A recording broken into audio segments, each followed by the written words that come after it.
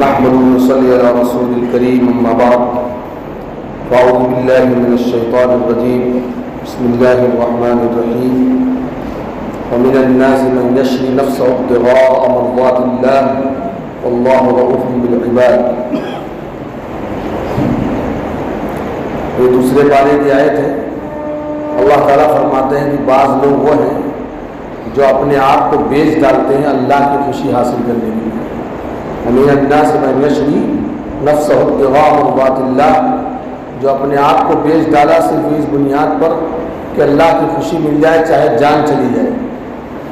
کہتے ہیں جان مانگو تو جان دے اور مال مانگو تو ہم مال دیں، ہم سے نہ یہ ہو سکے گا نبی کا جاہو جلال دیں. اللہ کی خوشی اور اللہ کے رسول کی خوشی کو تو ہم قربان نہیں کر سکتے، اپنی جان تو قربان کر سکتے. تو یہ آیت اسی کی ترجمانی ہے کہ حضرت صہیب رومی رضی اللہ تعالیٰ عنہ مکۃ المکرمہ میں تھے، اسلام لے آئے اور ماشاءاللہ بڑے پیسے والے بھی تھے، جائیداد پراپرٹی تھی، مکان بھی تھا. لیکن جب وہ مکے سے ہجرت کرنے لگے تو مکے کے کافروں نے ان کو روکا ہجرت کرنے سے کہ آپ مدینہ نہیں جا سکتے. تو انہوں نے کہا بھائی مدینہ نہیں جا سکتے یہ کیسے ہوگا؟ بھائی ہمارا گھر ہے، ہم جب چاہیں گے مکہ چھوڑ کر مدینہ چلے جائیں گے. تو کہا نہیں. تو حضرت صہیب رومی رضی اللہ ارمل قوم تھے، تیر انداز تھے.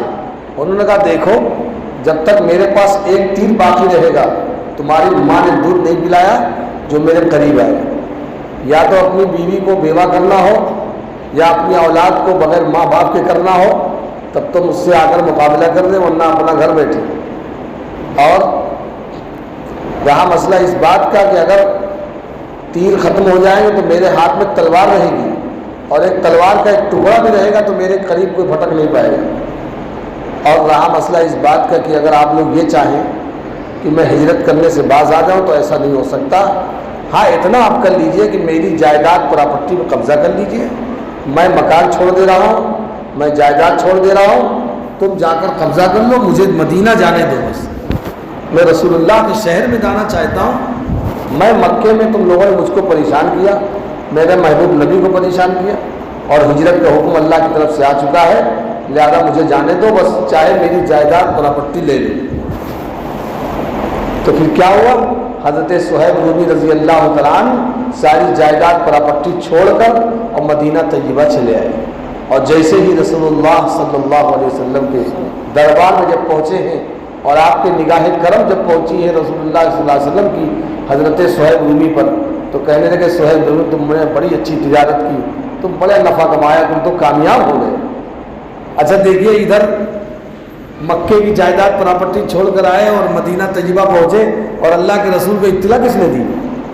اللہ نے بتایا تھا کہ تمہارا ایک غلام ہے جس نے اپنے آپ کو بیچ دیا اپنے گھر والوں کو، رشتہ داروں کو، اور مکان جائیداد پراپرٹی صرف میری خوشی کی خاطر.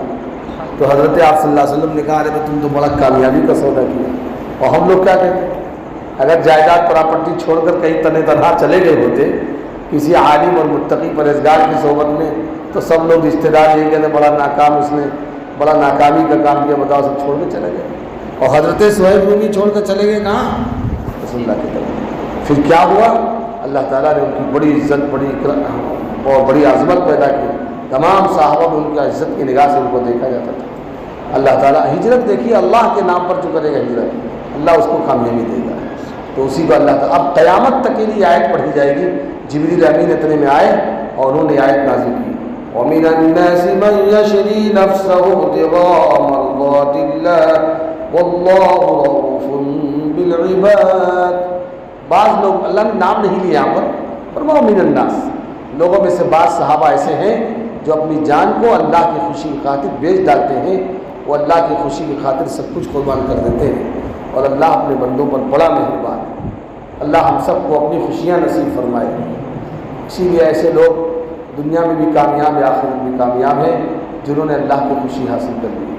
مالک کی خوشی ہو تو دنیا میں چین سکون رہے گا، یہاں بھی اور آخرت میں.